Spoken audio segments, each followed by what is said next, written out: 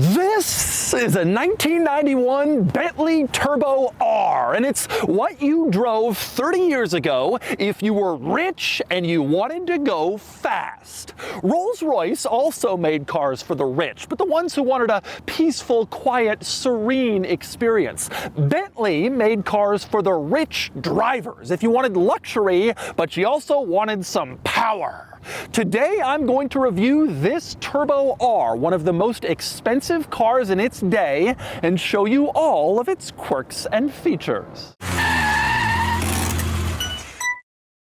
Before I get started, big news, this Turbo R is currently for sale and it's being auctioned live on Cars and Bids. This Turbo R belongs to Matt Farah of the Smoking Tire, and it was owned by one guy for its entire life until Matt got it a couple of years ago. It's an impressive car with low mileage, and Matt's done a lot of great recent servicing to it, and you can buy it on Cars and Bids. So once you finish watching this video, click the link in the description below to visit the live auction for this Turbo R, where you can bid on it and buy it only on Cars and Bids. All right, time for the quirks and features of the Turbo R, starting with a little overview. Now, this was the top of the line model in Bentley's lineup throughout the 80s and 90s, the absolute pinnacle top range luxury car. And in 91, the sticker price was around $195,000. If you adjust for inflation,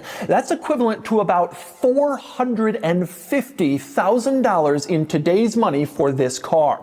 In Bentley's modern day lineup, there is no equivalent for the Turbo R. After this car went out of production, it became the Arnage, which was followed up by the Mulsanne, which never got a replacement Bentley. These days, Bentley has a sedan. It's called the Flying Spur, but that's more of an entry-level model. This was the top-of-the-line thing, positioned about where the Rolls-Royce Phantom is today. So let's talk through the quirks and features, and as you can imagine, there are quite a few in a $500,000 equivalent luxury car from 30 years ago. Starting with the overall design, which is actually pretty understated, as you can see. It doesn't have a lot of in-your-face pizzazz gravitas like the modern-day Rolls-Royce Phantom, which is very turn-your-head-and-stare kind of car. This is much more subtle, more understated, but it still communicated its presence with a few Bentley cues. One of them was size, 207 inches long, 5,400 pounds.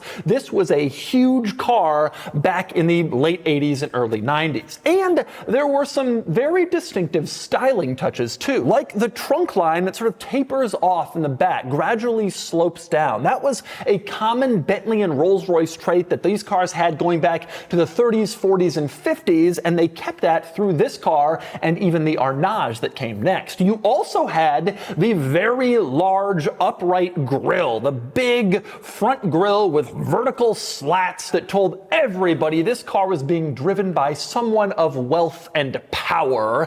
And just in case it didn't get the message across, right above that, the winged Bentley logo, a flying bee, just to further drive the point home. Now, beyond the overall design, some interesting quirks on the outside. For one, take a look at the wheels. You can see no visible lug nuts. That's because they're hidden behind this chromed center cap with the Bentley B on it. To access the lug nuts, there was a little key with two prongs that you would plug into this hole. You'd twist it. That would open up this cap, and the lug nuts were behind that. Bentley felt it was more attractive to cover up the lug nuts on such a high-end luxury vehicle. Next up, also interesting, up front, you can see right here, these are the squirters. They would squirt water or fluid onto the headlights in order to clean them. A lot of modern luxury cars have this feature, but back in 1991, it was only the purview of the highest end luxury vehicles, the oligarchs in the Turbo Rs.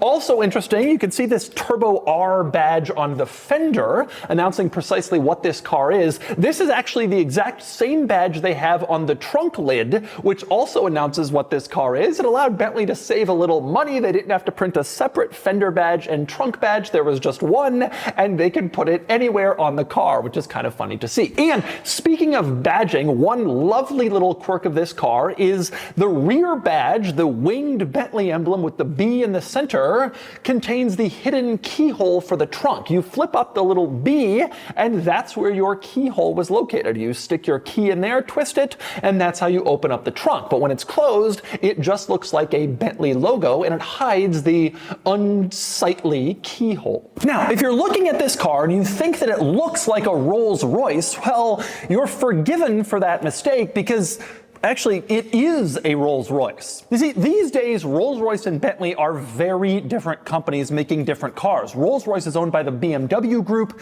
Bentley is owned by Volkswagen. They share practically nothing. But back in the day, in this car's era, Rolls-Royce and Bentley were the same company, and they really couldn't afford to develop completely separate cars. So they made the same car, just with changes to make a Bentley and changes to make a Rolls-Royce. The Rolls was always the more stately, luxurious, kind of slow-moving, and the Bentley was supposed to be sportier, tuned for drivers, but the overall vehicle was the same. Now, this era of Rolls-Royce and Bentley came out in 1980, and the Rolls-Royce version was called the Silver Spirit or the Silver Spur, depending on which version you got. Initially, the primary difference between the Rolls-Royce and the Bentley was suspension. The power numbers were the same, but the Bentley was intended to drive sportier, and the Rolls was supposed to be the more relaxed cruiser. But then, in 1985, they gave us the Turbo R. The Turbo R was special because it took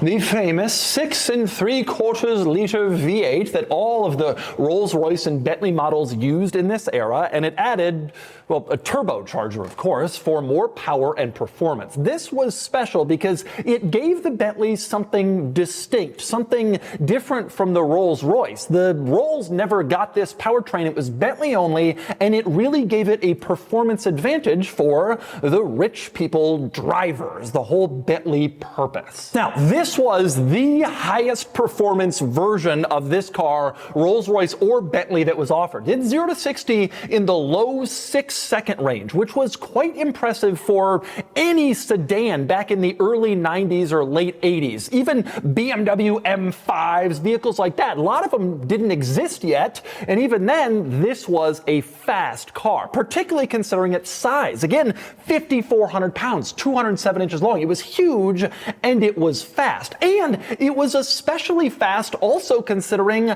it had a 3-speed automatic transmission. That's right, merely a 3-speed in this car. Later versions would get a 4-speed, which still wasn't a lot of room for downshifting for full power, but that's what these cars had. The 3-speed was tuned for comfort and relaxation, and it went into the Turbo R. Now, one interesting thing about this car is that Bentley and Rolls-Royce never announced horsepower figures for their vehicles in this era. They never printed official figures. They didn't want to be compared to other cars, and so they just didn't tell you the numbers. They would simply say the power output was sufficient. That's what they always said. You just kind of had to guess the horsepower, but the result is we don't know how much more power the Turbo R had than the regular Rolls-Royce and Bentley models. We just know it was quick with that low 6-second 0 to 60 time. And by the way, one thing I want to point out in here is on the underside of the hood panel, you can see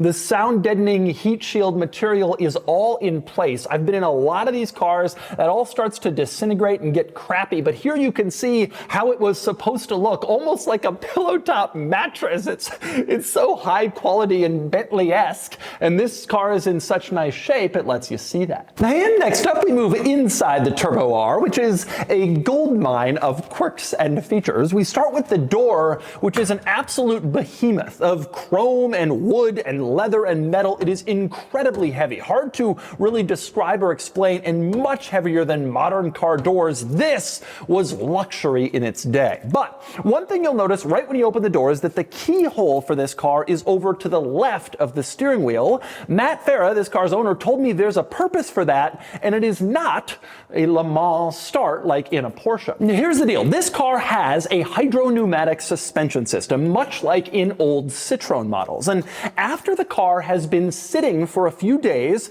the suspension system actually collapses by design so it doesn't have to retain all the pressure in the system. Now, when you start up the car, the pressure returns to the system and the suspension slowly raises itself back up, but it takes a minute or two for all that stuff to circulate and for the pressure to come back. And so the keyhole is over here on the left so that you can walk up to the car. If you see the suspension sagging, it hasn't been driven in a week or two, you can just walk up to the car, turn the key, start it up, the pressure will start to come back into the system, and you can leave the car and go do something else. You don't actually have to climb inside, twist the key. You can do it from right here. Very convenient. And that's only the beginning of the interior quirks in this car. Let's start right on the door panel, where you can see the window switches down here. 4 of them directly in a straight line. They control the 4 power windows in this car, but they're unlabeled and they're not positioned respective to the positions of the windows, so you just kind of have to guess which one is which.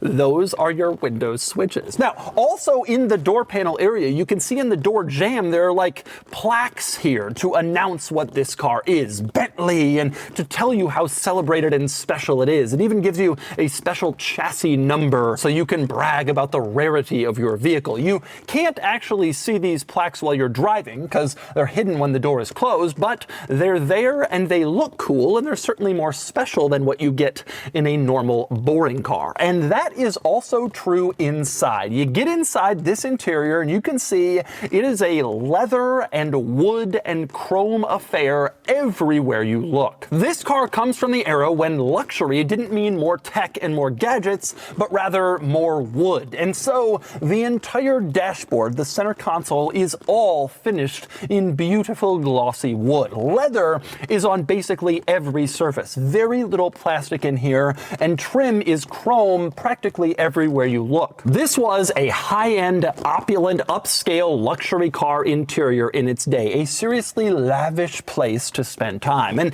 that point was only further driven home by the floor mats of all things. You can see it's this very thick, luscious fuzz on the floor mats. You stick your fingers in there into inch-thick fluff, really, that feels so nice on your hands and your feet, because the intent was you would get in the car, remove your shoes, and just feel these beautiful floor mats with your feet. Every part of your body was touching high-end leather or fluff or wood. Such was the case with the luxury in this car. And of course, there were some rather weird quirks in here. For example, power mirrors. Not that surprising, but the weird part is 2 individual controls. You can see a left joystick and a right joystick to control the left and right mirrors individually, rather than a little switch to switch between them like in every other car. In the center, how about 4 different seat memory settings for both driver and passenger seats? 4 passenger seat memory settings. Why could that possibly be useful? It makes no sense, but it has it. How about the fact that the fuel gauge is also the oil level indicator? Okay, check this out. Right now the car is on and you can see it's reading how much fuel is in the fuel tank. Makes sense. But there's also a little line in here that says min oil. You're thinking, what is that? Well, if you press this little oil lamp, then temporarily the fuel gauge will turn in to the oil level indicator to show you how much oil is in the car. If you release the little lamp, then it goes back to being a fuel gauge again, and you can press it and release it however many times you want to display your current fuel readout or your oil level, which is unusual. And also unusual, how about the fact that this car has a dual note horn? Take a look at this. You honk the horn and it sounds like this. But if you press this button, you can see it switches in, and now you honk the horn and it sounds like this. And you can switch between the 2 horns as frequently as you'd like and pretend like you're 2 vehicles honking. Take a listen.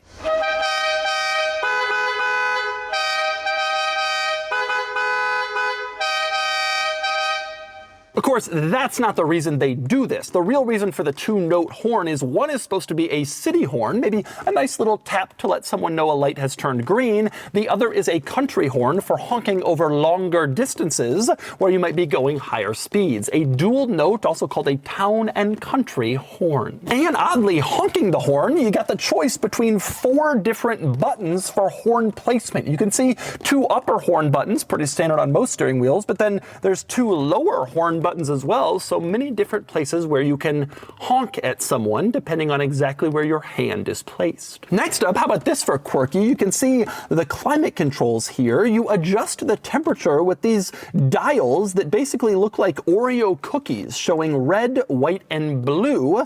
Obviously blue for cold and red for hot. The most unusual part of this is that upper and lower temperature can be completely separate from each other, meaning if you want your upper air, the air coming out the dashboard, to be cold, but your lower air at your feet to be warm, you can do that. Cold and warm air simultaneously. A lot of cars have dual zone climate control for driver and passenger temperatures to be different. This one doesn't, but it has upper and lower climate control for those temperatures to be different, which makes no sense, but it's here. Next up, how about this for quirky? When you open up the sun visor in a normal car and you open up the little visor mirror, a light automatically turns on. Here, you drop the sun visor, open up the mirror, and you can see there's a light, but it doesn't turn on until you press this switch in the center console marked mirror. Push that and the light turns on, push it again and the light goes off. And you have that switch on both sides, driver and passenger. Your mirror doesn't automatically come on, you have to turn it on with a switch. Next up, how about this for quirky? Look at the tachometer and you can see that the red line tops out at 4,500 RPM. This car is not intended for high RPM, high stress driving. That would be not in keeping with the Rolls-Royce and Bentley theme. It keeps it at low RPMs for a nice, soft, comfortable driving feel. And next up, we move on to the glove box, which you can see is located here, and getting in is like adjusting the windows in an old, finely crafted home. This beautiful chrome hardware, you push that, open up the wood glove box, and you can see inside the glove box there are 3 switches controlling things you wouldn't want someone else to do. That's because you can lock the glove box and then lock these switches so no one can access them. One is the trunk, so if you want to lock out a valet, for instance, from opening your trunk, that's fine. Another is setting the alarm, which makes sense. And the third is setting the clock. That is strangely inside the locking glove box, so a valet or someone else cannot reset your clock, which I suppose might be kind of an annoyance. Now, also in this glove box, you can see the owner's manual, and I love everything about this. First off, the owner's manual pouch. You open it up and you can see it says real leather. They don't want you to think they cheaped out. And when you open it, there's a lining on the inside that has the Flying Bentley B logo stitched into the inside of the owner's manual pouch in red, and it's very high class and high quality. Now, the owner's manual is actually not particularly interesting or unusual, except you open this up and you can see the original delivery information from Rolls-Royce Bentley of Beverly Hills with the original delivery date printed on it. Matt Farah told me that the original owner of this car bought it new as a 60th birthday present to himself and owned it ever since. He died at age 93 and still had the car, and that's when Matt came across it, and he's had it for a couple of years since. He had to do a lot of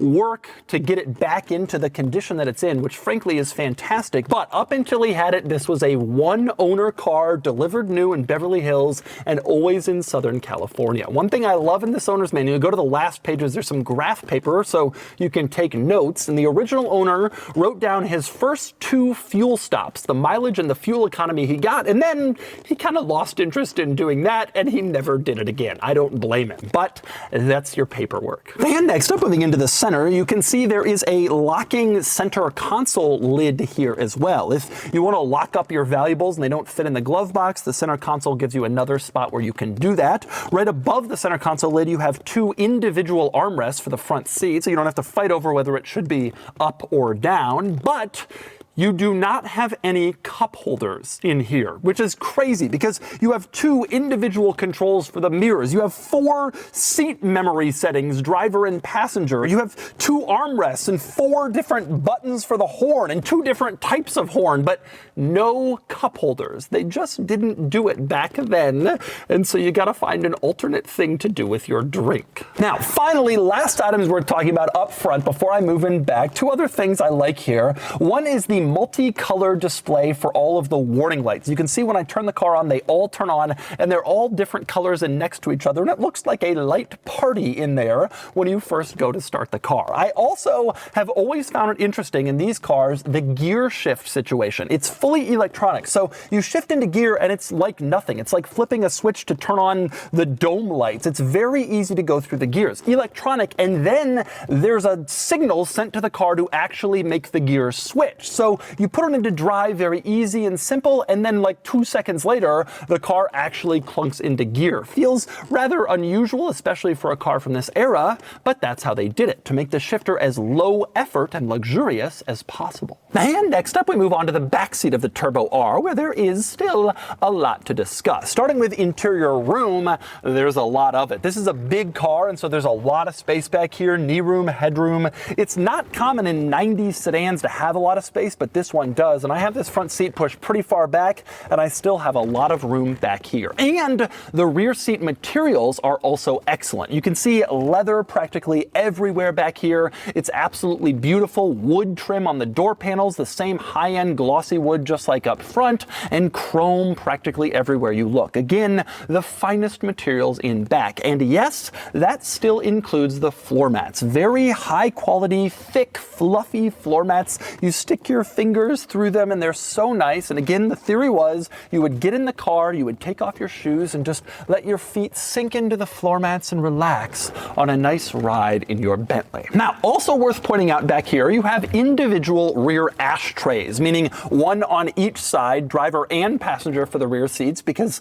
of course you did. No cup holders in this car, but there are a lot of ashtrays instead. You also have individual mirrors on the side pillars of the car, as you can see, trimmed in wood, and they're here for rear passengers to look at themselves before going into some important meeting. Now, also mounted in the mirror housing area, there's a switch here that allows you to turn on a rear light, like a reading light in back, so you can read your important paperwork while you're being driven along. And I also love this grab handle mounted on the ceiling. You can see leather and chrome, high quality, and it sort of comes down, allowing you to pull it precisely where you want so that you can easily exit the car with as much grace and class as you possibly can. Now, interestingly, this rear seat area does have a center seat, a middle 5th seat in this car with a lap seat belt, which was all that was required at the time, but you can see it's a total afterthought. You're sitting on top of this armrest kind of jutting out. You don't have as much thigh support. The backrest is further forward.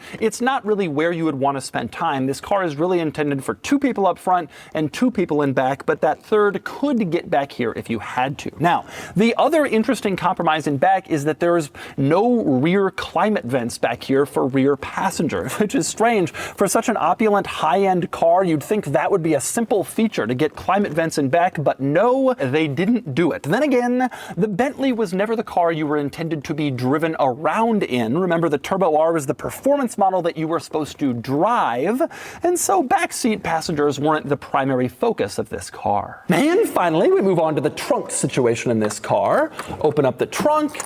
You can see there's nothing particularly exciting in here. The trunk is, well, the trunk, it looks pretty much exactly like you'd expect, although it is carpeted all around, including the inside of the trunk lid is all carpeted. That's a nice high-end touch. And another one is these little clasps on the back of the trunk. Those are for an umbrella. If you wanted to store your umbrella there, there's a spot for it in your Bentley trunk. But other than that, nothing too unusual about the cargo area in the Turbo R. Now, before I go drive this car, I want to tell tell you basically what happened to the Turbo R. Later in this car's model run, an updated version came out with more modernized looks, and then at the very end of the run, Bentley came out with the Turbo RT, which was the best, highest performance version of this Bentley Rolls-Royce model. Now, in 98, 99, this car was replaced by the Arnage, like I mentioned before, and the real replacement for this was the Arnage T, which carried on using the 6 3/4 liter V8 with a turbocharger, and it had big power. This car was an icon, the full-size Bentley sedan with the V8 and the turbo.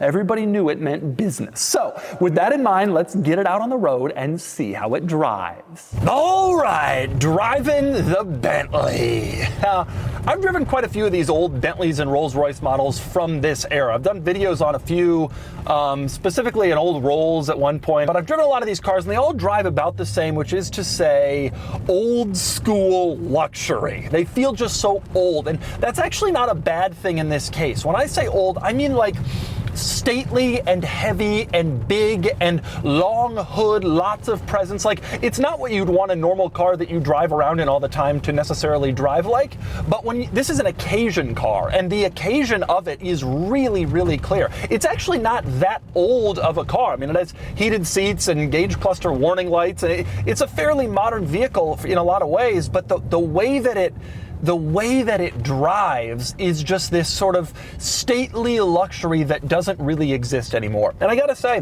this car became the Arnage, and the Rolls version essentially became the Phantom, the flagship full-size luxury model in the lineup. Even those cars, as fantastic as they are, they don't quite drive like this. They don't have this sort of old school, like radically over-assisted steering, floaty body roll. Like, this is just a comfortable, luxurious, old school cruiser. Like, that's what it is. That's what it does. And that's what is special about this car. And I gotta be honest, I mean, you sit in here and it's just wonderfully quiet and it's wonderfully composed. And although it's floaty, that's because the suspension just has so much give to make sure that you're not like bouncing hard over anything. You're just sort of wafting and floating around. So the Turbo R was the high performance model. And I gotta say, compared to driving one of the Rolls's, it actually does instantly feel faster. I haven't really even floored it yet, but it does have good pickup, and that's very clear, like kind of the moment you really get into it and get on the throttle. I wouldn't obviously say that it's necessarily fast, but for a vehicle like this, for a wafting big luxury car, it definitely feels fast. It feels faster than you would expect that it would be when you take a look at it. It's kind of a surprise, actually, how relatively quick it feels. And when you cruise along, it is comfortable. I mean, I'm sitting in here, I got a lot of nice space in the seat, I got a lot of good headroom, legroom. I mean, it feels comfortable in this car. It's actually not quite as soft over bumps as I was expecting it would be. I would say that modern luxury cars, even like a modern Mercedes-Benz E-Class, is a little bit more kind of comfortable and soft than this, but it does just waft in this like wonderful way you're just not gonna find in anything else. Man, it is just so stately. That's the word I would use for it, just stately. As I go around curves and I look out over my hood, I'm going on a curve on a road I'm like used to driving in a normal car, and instead I'm looking out over this 90-degree hood, this waterfall grille and this winged Bentley logo at the very center, and it's just so lovely and so special. In such a cool way. It really is a nice car. I'm really impressed by it, and I think that the thing that this car gives you that nothing else gives you is just this feeling of like old school luxury stateliness that is just really kind of special. Not that many vehicles provide this, in my opinion. And basically no vehicles provide this today. This sort of look out over this tall upright dash with wood trim everywhere. Not just wood trim, but just wood everywhere. It's more than just the trim, it's like the whole interior. Wood and leather and this long hood, and it just feels very It feels very old world, like I own an entire county and I can do as I please. But of course, the truth is these cars don't cost that much money. You know, they probably cost more to own and maintain, as Matt found out, but they still give you this experience that's basically like nothing else anywhere near this price point. And it is very, very exciting and stately and cool in a way that few other vehicles, especially at this price point, ever will be. And so that's Matt Farah's 1991 Bentley Turbo R. This thing is cool, it's imposing, it's old school, it's luxury, it's stately, and it's surprisingly quick. Back in the 1990s, oligarchs had these, and now you can too. You buy this one on Cars and Bids. Anyway, now it's time to give this Turbo R a DougScore. And the DougScore is here, 49 out of 100, which basically mirrors the same score I gave to a 1990 Turbo R I reviewed about 5 years ago. Although this Turbo R gets a slightly higher score for value just because it's in such truly amazing condition. Honestly, it's the nicest Turbo R I've been around, and it means you won't have to do that work yourself if you buy it. Overall, this is an impressive car from a bygone era, and it's quite a statement to drive around in it.